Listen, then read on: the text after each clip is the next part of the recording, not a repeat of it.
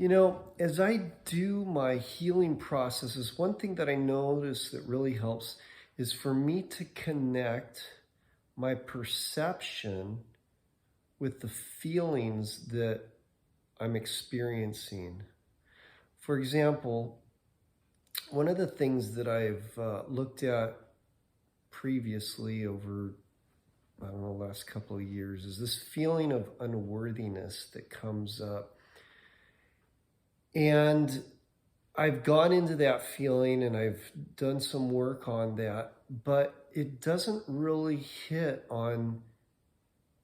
it doesn't feel like I'm hitting on all cylinders when I work through this unworthiness feeling, and I haven't really figured out why. It was almost like that was the wrong interpretation of what I was feeling, or somehow it was not exactly the right feeling, at least the way the label that I put on it didn't seem correct. And maybe it's more important to put just the attention on the sensation, but sometimes understanding what's going on helps to connect correctly with the right feelings that are going on as well. And one thing that I noticed is that as I started looking at it as, instead of this passive feeling of unworthiness, this feeling of unworthiness is it's more passive, right? It's a feeling of unworthiness, but it's not something necessarily that I'm doing to myself or that anyone else is doing to me. But when I made the slight shift and started looking at it as a feeling of self-rejection, it seemed to really hit home for me, because then as I started going through and working through some of this stuff, I realized that connects a lot better with what is going on inside of me. And maybe it's because by calling it self-rejection, I realize that I'm the one that's doing this to me.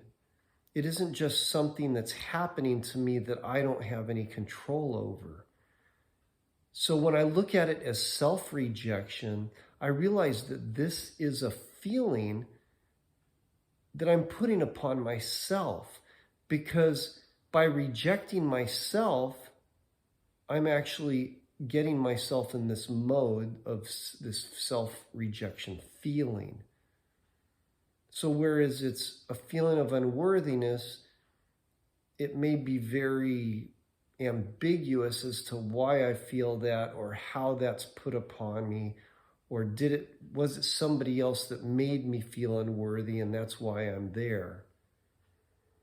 But when it's a feeling of self-rejection, then it's, wow, I'm doing this to myself.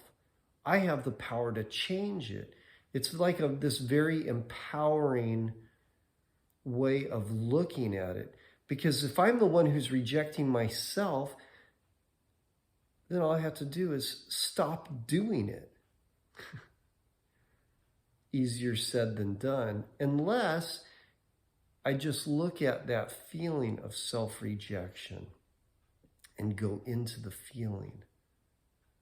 Instead of blaming myself or hating on myself or whatever because of this self-rejection, I can go into that self-rejection. And then as I've done that, what I've noticed is that underneath the self-rejection is actually this beating myself up and self-criticism and self-judgment and ultimately self-hatred. And when those are all put into context of, this is something that I feel actively about myself. It isn't something that anybody else is putting upon me. It isn't something that just is happening to me in some ambiguous or uncontrollable way. And it's happening to me because I'm doing it to me. And therefore I can stop it. I can let go of that self-rejection. I can feel it. And as I do go into the feeling, I realize, man, there are a lot of instances in life where this has come up. It's like this feeling that has been with me for years, and it's so familiar. And it's come up on so many occasions. Whenever I'm pushing outside of my comfort zone, when I'm asked to do something that I've never done before and I don't know how the hell I'm going to do it. I mean, I think about when I changed jobs and I had to start doing some things that were totally outside of what I'd ever done before in my work. And it was this feeling that came up. I mean, I can look at it just generally as this uncomfortableness because of doing something outside my comfort zone. But really, it's almost like a feeling of like desperation, like, oh no, am I going to fail? It's self-rejection. I begin when I feel like I'm going outside of my comfort zone by rejecting myself and feeling that because I don't know what I'm going to do. So I reject myself. It's like I say to myself, I can't do this. I don't know how I'm going to do this. And so it's almost like that's the starting point, and it puts me in a place of almost paralysis at the beginning until I chunk it down into little tiny steps that I can start to work through.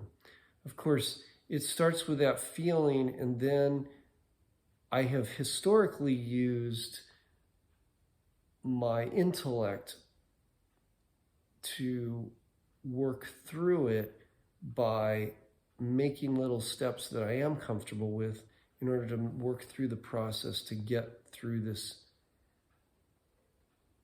feeling of pushing outside of my comfort zone. And I think that's the way a lot of people deal with things, is like, if I can compartmentalize things, chunk them down into small enough steps, I can deal with the self-rejection, say in the job play, in a career or something new that you have to take on. And it's like at first you feel overwhelmed, like you can't deal with it. And then you begin to do this process, intellectual process, to make it manageable. But what if you want to get rid of that feeling altogether so that you never have that feeling no matter what new environment you're put in? How do you do that? Well, that's where you let go of using your intellect to power through it or to chunk it up into smaller pieces. And you start dealing with the feeling itself. What if instead of feeling the self-rejection at the start, I didn't actually feel that at all, and it was just somebody asking me to do something and I'd never done it before, and I just go, all right, I can do that. And there is no self-rejection to begin with. Think about all the times that you've been put in a position, whether you put yourself there or you feel like somebody else has put you there, and it's uncomfortable. You're outside your comfort zone. And you have that old familiar feeling of overwhelm, or I can't do this, or self-rejection. What if that never came up? What if that feeling was gone completely from your life. And then every new experience that you went into, you could go into it with full acceptance and full courage of your capability to do it. Wouldn't that be something? Well, that's what I'm looking at now. I'm looking at letting go of this self-defeat, this self-overwhelm, this self-rejection, letting go of that feeling completely, so that no matter what new experience I get into, I can take it on fully confident that I can master it, that I have it, that it's done. It's not even a question.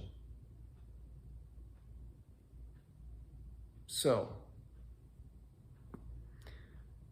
see if you can begin letting go of this self-rejection, little by little. Could I let go of rejecting myself? Could I let go of this feeling of self-rejection? Would I let it go, and when? Or could I let it go? Could I let it go just a little bit more? And then as you feel that rejection, that self-rejection feeling begin to soften, just keep asking yourself that. Could I let it go even more? And more. And more. And every time you feel like you are in that mode of overwhelm or discomfort, being put in a place where you're in foreign territory or something new is taking over and it looks impossible, you feel a block to going forward, like you're in a cage and unable to move beyond it. Ask yourself, could I let go of this self-rejection that is keeping me from doing what is before me? And just let it go.